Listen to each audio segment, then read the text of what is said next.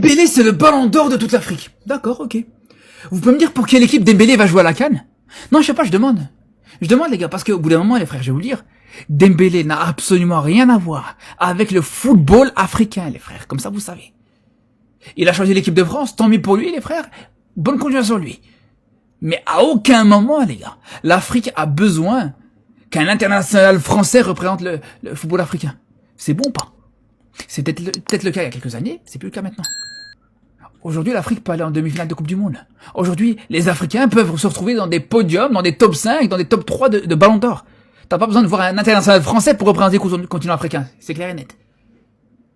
Il y a eu un Sénégalais qui a représenté, qui a rendu l'Afrique fière en finissant deuxième au Ballon d'Or. C'est pas Dembélé, les gars, c'est Sadio Mané, tout simplement. Ça, c'est une première chose. Deuxième chose, les gars, dans cette édition du Ballon d'Or, je pense qu'on n'a jamais vu l'Afrique aussi peu se faire respecter.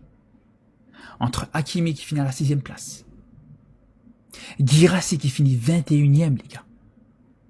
Je vous le dis, ne me parlez pas de l'Afrique. L'Afrique a pas besoin de vous pour avancer. Regardez la photo sur laquelle je suis tombé, Ousmane, moi, Eren, tout ça là.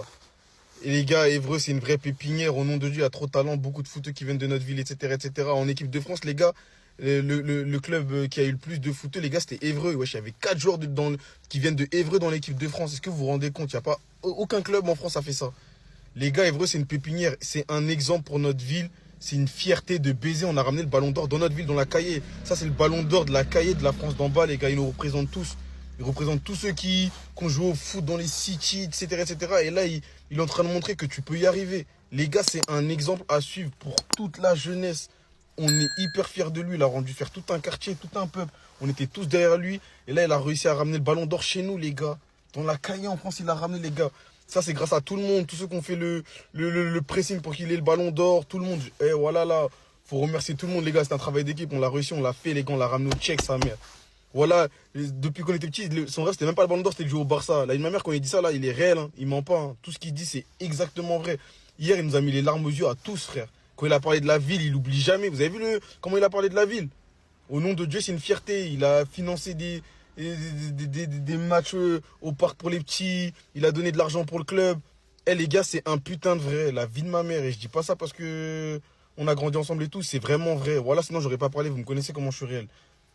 Il est vraiment réel ce mec et je suis hyper fier, les gars. Au nom de Dieu, c'est... je sais même plus quoi dire carrément. Je suis en mode boulot, pas de contour, tout, mais j'étais obligé d'en parler, frère. Pourquoi c'est un exemple? Même toi aujourd'hui, tu passes des moments archi difficiles, plus personne croit en toi, etc., etc. Bah lui, c'était pareil.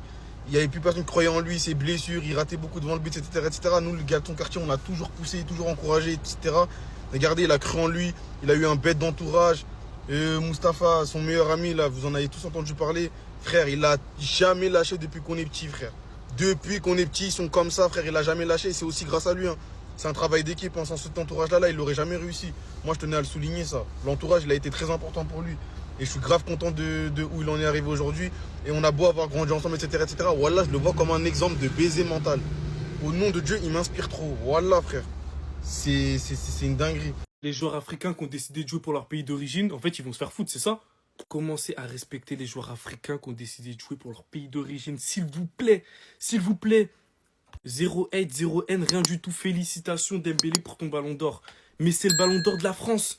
C'est le ballon d'or de la France. Je vais même pas faire le chauvin, hein, mais c'est simple. Tu peux pas bénéficier des infrastructures de la France, représenter l'écusson de la France, et après, une fois que tu gagnes un truc, tu parles de l'Afrique. Non, en fait, ça colle pas. Genre, ça colle pas.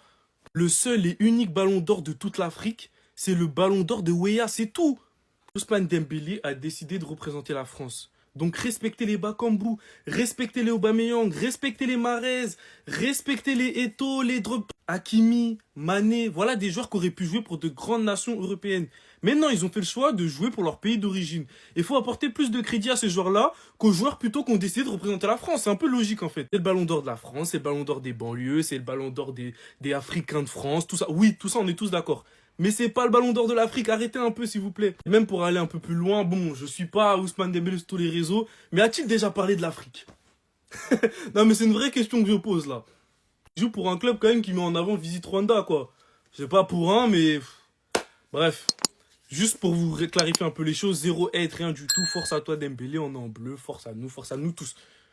Vous vous demandiez si c'était ça le Real Madrid de Xabi Alonso? Venez l'affronter si vous voulez le voir vous-même de vos propres yeux. 0-0-7, 7 matchs joués, 7 matchs gagnés, 0 match nul, 0 défaite. Premier du classement, 18 points. Avant toute chose, Xabi Alonso, c'est quoi? C'est 7 matchs joués, 7 compositions différentes utilisées. Beaucoup de compétitions tout au long d'une saison. Beaucoup de blessures par-dessus. Il en a fait son DM, il l'a travaillé. Personne actuellement fait tourner mieux que lui son équipe. Son équipe remplie d'ego, qu'il les maîtrise tous un par un.